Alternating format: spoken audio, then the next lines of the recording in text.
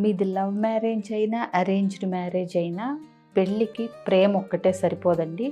Especially ఇవాళున్న generation ఖచ్చితంగా పెళ్ళికి ముందు కొన్ని విషయాలు వాళ్ళు మాట్లాడుకునే తీరాలి అబ్బాయి అమ్మాయి before getting married. Financial issues అంటే ఎక్స్పెక్టేషన్స్ మాట్లాడుకోవాలి, ఫ్యామిలీ ఎక్స్పెక్టేషన్స్ అంటే ఇన్లాస్తో ఎట్లా డీల్ చేయాలి అనేది మాట్లాడుకోవాలి, హెల్త్ రొటీన్స్ ఎట్లా ఉంటాయి అనేది మాట్లాడుకోవాలి, అలాగే కిడ్స్ ప్లానింగ్ ఎప్పుడు ఏంటి ఎంతమంది అనేది కూడా మీరు ముందే మాట్లాడుకోవాలి, ఎడ్యుకేషన్ కెరీర్ గోల్స్ ఏంటి అనేది మాట్లాడుకోవాలి, సెక్షువల్ ఎక్స్పెక్టేషన్స్ మాట్లాడుకోవాలి.